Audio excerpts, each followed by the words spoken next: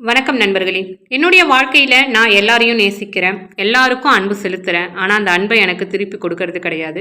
என்ன வெறுக்க தான் செய்றாங்க. இதனால என்னுடைய வாழ்க்கையே ரொம்ப வெறுமையா இருக்கிற மாரி எனக்கு தோணுது. அப்படின்னு உங்கள நெறைய பேர் ஃபீல் பண்ணியிருக்கலாம். அதுக்கு காரணம் என்ன? உங்க மீது உங்களுக்கு செல்ஃப் லவ் இல்லாதது தான். மத்தவங்க உங்கள நேசிக்கிறாங்க, நேசிக்கல. அது அடுத்த கட்டம். நீங்க உங்கள நேசிக்கிறீங்களா? நம்மில் பல பேர் இந்த அன்ப வெளியில இருக்கவங்க கிட்ட தான் தேடி போறோம். ஏன் ஏதாவது ஒரு நாள் நீங்க உங்கள நேசிச்சிருக்கீங்களா?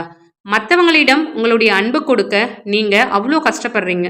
அதுல கொஞ்சமாவது உங்களிடம் அன்பு செலுத்த நீங்க எஃபர்ட் போட்டிருந்தீங்கன்னா, இன்றைக்கு உங்களோட வாழ்க்கை நீங்க விரும்பியபடி ரொம்ப சந்தோஷமாக மாறி இருந்திருக்கும். சரிங்க.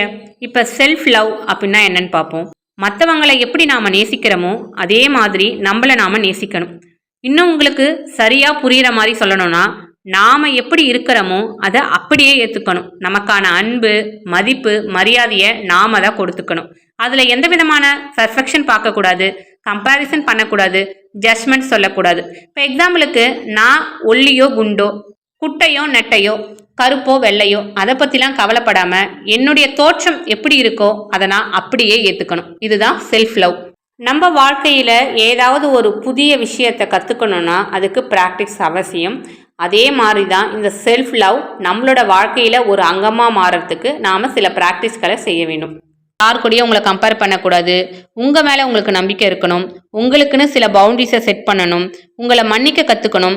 தியானம் செய்யணும். உங்களுக்குன்னு வாழ்க்கையில் ஒரு குறிக்கோள் இருக்கணும். இந்த எல்லா விஷயத்தையும் நீங்கள் டெய்லியும் கொஞ்சம் கொஞ்சமாக ப்ராக்டிஸ் பண்ணும்போது உங்களோட வாழ்க்கையில் இந்த செல்ஃப் லவ் ஒரு அங்கமாக மாறிவிடும். இறுதியாக நண்பர்களே, இதை மட்டும் ஞாபகம் வச்சுக்கோங்க. நம்மளோட வாழ்க்கை என்பது சந்தோஷம், துக்கம் ரெண்டும் கலந்தது தான். எப்படி நம்ம சந்தோஷமாக இருக்க கற்றுக்கிறோமோ அதே மாதிரி நம்மளுடைய வாழ்க்கையில் கஷ்டம் வந்தாலும் அதை ஹேண்டில் பண்ணவும் கற்றுக்கணும். எவ்வளோ தோல்விகளையும் நிராகரிப்புகளை சந்தித்தாலும் மனசு தளர விடாமல் நம்முடைய வாழ்க்கை பயணத்தை ரொம்ப தைரியமாக எதிர்கொள்வோம் என்ற நம்பிக்கையை வளர்த்துக்கணும்.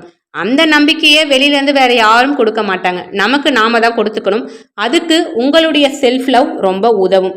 நமக்கு பிடிச்சவங்க கிட்ட உன்னை எனக்கு ரொம்ப பிடிக்கும்னு நமக்கு தெரிந்த மொழிகளில் பல வாட்டி சொல்லியிருப்போம்.